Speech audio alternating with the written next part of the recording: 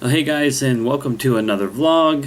And I guess we should just go ahead and dispense with the pleasantries here and jump right into the hole.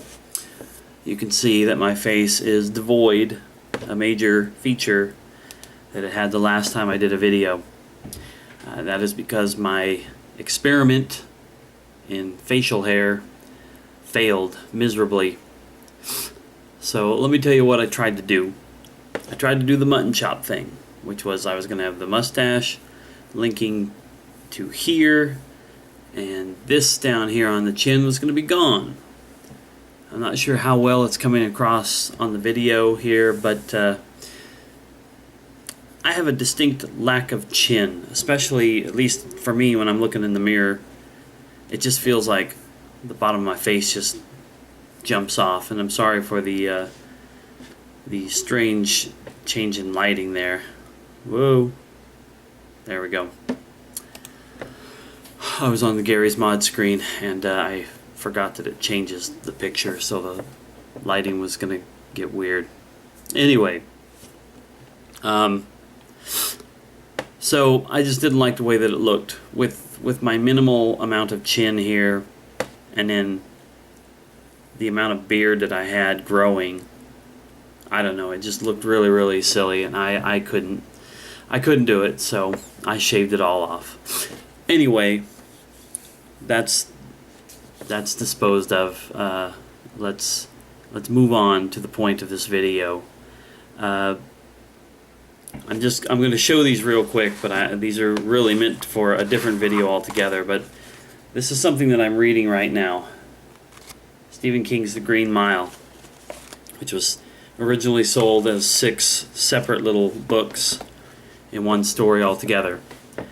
When that book came out, I was interested because, you know, I've been a Stephen King fan since at least, I'd say, 1990-91.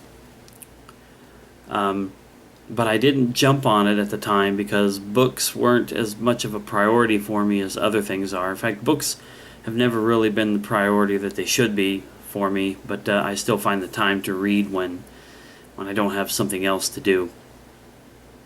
But the point of it is, I'm in the middle of book number 3 in that series, and I was like, you know what? I have got to have myself some time with the movie. It's been a few years. I can't even remember exactly when the last time was I watched it. So I sat down tonight to watch it, which I do want to gripe really quick. First of all, I thought I had the Blu-ray of The Green Mile. I couldn't locate it. Maybe I do, maybe I'm just, you know, crazy. But I couldn't round up the the movie on Blu-ray in my collection, so I went to seek out my DVD, which I did still have, and I popped it in.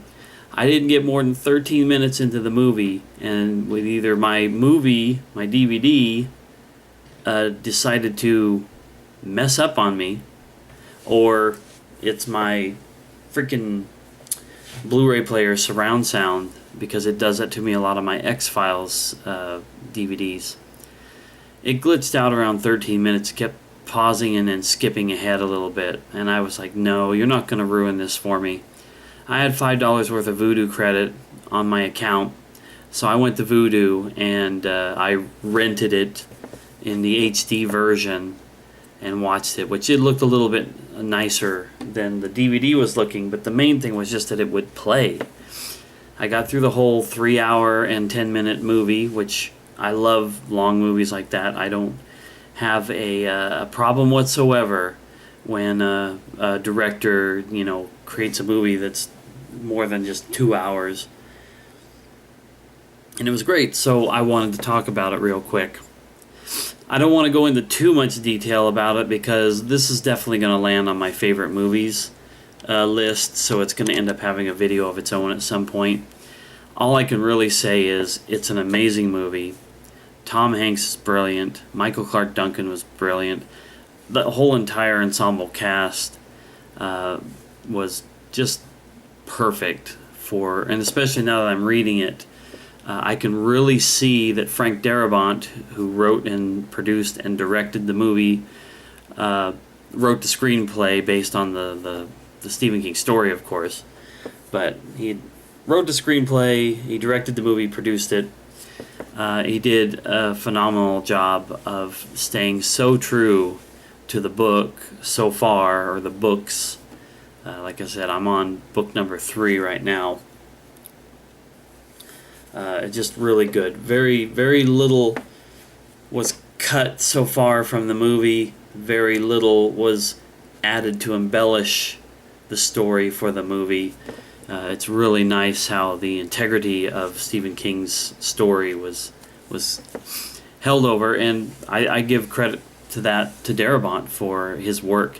He, if you don't know who he is, aside from other movies, obviously, he did the screen adaptations and movie versions of The Shawshank Redemption, which is Stephen King, The Green Mile, of course, and The Mist, all of which I thought were amazing. Now, Shawshank Redemption and Green Mile have, there's no horror involved in them. The Mist was like a kind of a sci-fi horror type movie, sci-fi-ish.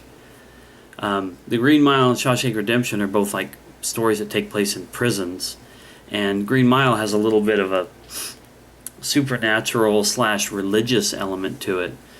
Shawshank Redemption was just pretty much a straight up story about these people in this prison.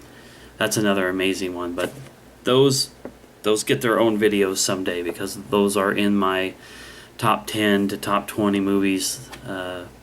They rank pretty high in my top 10 to 20 movies, so I'll have my own time later on to talk about them, but I just wanted to say, if you haven't seen The Green Mile, check it out. It just took me back. That movie is 15 years old, came out the same year that I moved here to Missouri, and I can't remember if I saw it here or if it was something I saw in Montana before I moved. It doesn't really matter. It's just, it's amazing. It's good stuff.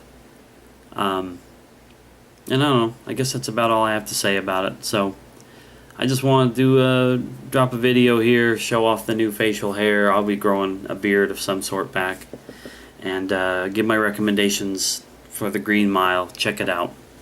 I guess that's it for me in the darkness here. I'll see you next time.